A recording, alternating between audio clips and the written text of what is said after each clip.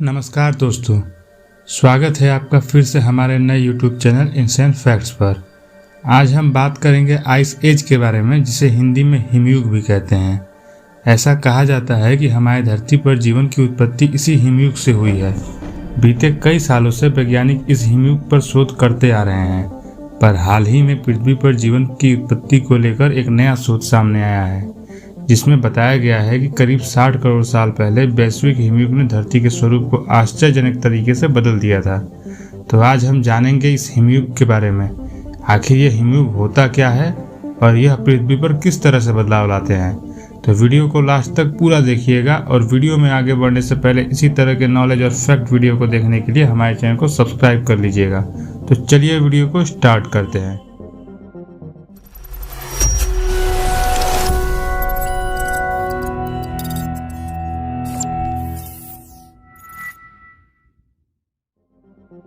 हिमयुग किसे कहते हैं? What is ice age? माना जाता है कि पिछला हिमयुग 25 लाख साल पहले आया था, जो 11,000 साल पहले समाप्त हो गया। यह वही समय था जब समुद्र से जीवाश्म निकलकर धरती पर आकर रहने लगे और फिर खुद को हिमयुग के बाद की परिस्थितियों में अनुकूल बनाते गए। हिमयुग में पृथ्वी का तापमान बेहद कम हो जाता है और पूरी धरती बर्फ के चादर से ढकी हुई दिखाई देती है। इन बर्फ की चादरों की परत 3 से 4 किलोमीटर तक मोटी होती है। ऐसी ही घटना सन 1645 से 1715 तक रही थी, जिस दौरान लंदन की थेम्स नदी पूरी तरह से जम गई थी। वैज्ञानिकों का मानना है कि हमारी धरती आइस एज की तरफ काफ़ी तेज़ी से बढ़ती जा रही है और बहुत जल्द ही पूरी धरती पर पहले जैसे बर्फ़ की चादर से ढक जाएगी, जिसके कारण हमारी धरती पर रहना बहुत कठिन हो जाएगा। अब सवाल है कि आखिर हिमयुग धरती पर क्यों आते हैं, तो चलिए जानते हैं। वैज्ञानिक मान्यताओं के अनुसार इसके कई कारण हैं, जिनमें से हम आपको कुछ मेन रीजन बताने जा रहे हैं। पहला, पृथ्वी के परिक्रमा पथ में परिवर्तन। हमारी पृथ्वी के ऑर्बिट हर 1 लाख साल में चेंज होते रहते हैं। इस बात का पता सर्बिया के वैज्ञानिक मिलुटिन मिलांकोविच ने सन 1910 में लगाया था।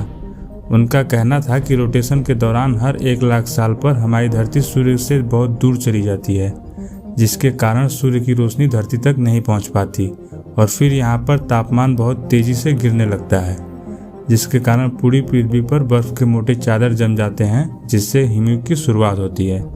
हालांकि इसकी खोज मिल्कोविच ने की थी, इसलिए इसे मिल्कोविच साइकिल भी कहा जाता है। दूसरा, सोलर मिनिमम।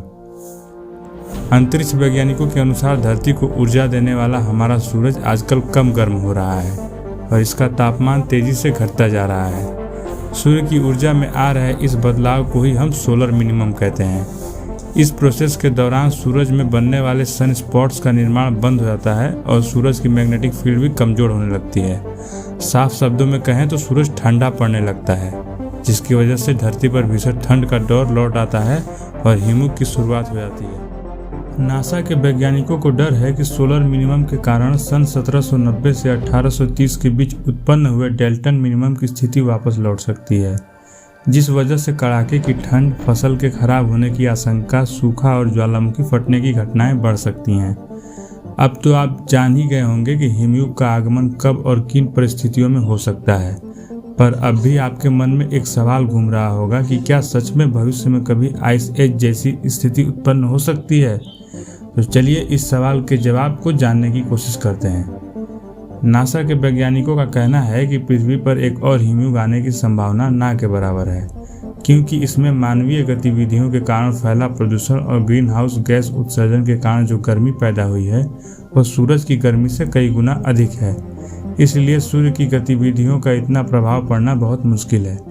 अगर ऐसी स्थिति 1 सदी तक भी रही तो भी दुनिया का तापमान कम नहीं होगा। आशा है कि आपको आइस एज का यह एपिसोड अच्छा लगा होगा। अगर आपको हमारा यह वीडियो पसंद आया तो चैनल को सब्सक्राइब और लाइक करना ना भूलें, और हमें इंस्टाग्राम और फेसबुक पर भी फॉलो कर लें, लिंक डिस्क्रिप्शन में है। मिलते हैं फिर ऐसे ही नए और रोचक वीडियो के साथ। तब तक के लिए गुड बाय।